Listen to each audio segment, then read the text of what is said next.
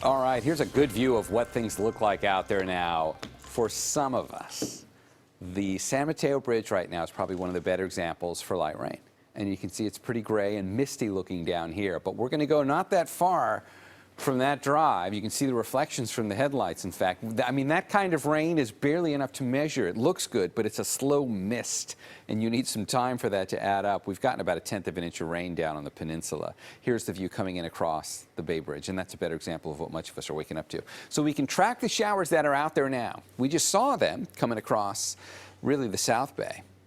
And if we look at it on high-def Doppler, we see that's really where the rain is. Anywhere from the Bay Bridge south is where we've got light showers. A few here for the East Bay, a few here down the peninsula, maybe a few even showing up for San Jose, although we haven't gotten anything measurable yet in the city for San Jose. Most other places have gotten at least something. So that's where the light rain stands now. Watch what happens over the next few hours. It pretty much stays down here and fizzles out. That's it.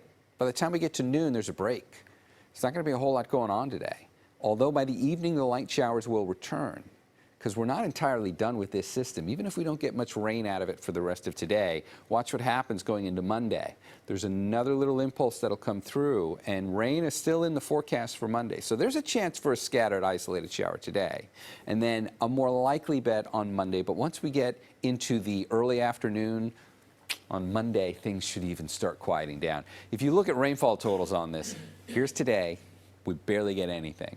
Now I'm going to add in Monday. And the numbers do come up a bit. So Monday, as we just said, but maybe some better opportunities for rain. That covers the big picture on this. I want to talk about some of the more detailed information. Watch what's going to happen in the South Bay, because even though we're probably not going to get a whole lot of measurable rain down in the cities, we will in the mountains.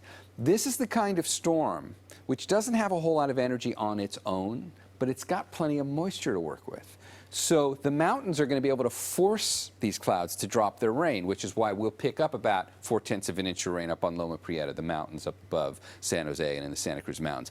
Ben Lomond will come in with about 2/10 of an inch of rain. But if you look at what happens here, we only get about 1/100 of an inch of rain in San Jose, because you get down to the lower elevations in the valleys, there's nothing to force these clouds to give you any rain. Here's another example of kind of a unique aspect of this storm. Even though there's not a lot of rain coming our way over the next 2 days, we could see as much as a foot of snow from this at some of the higher elevations of the Sierra. So much so, there's a winter storm warning in the middle of May.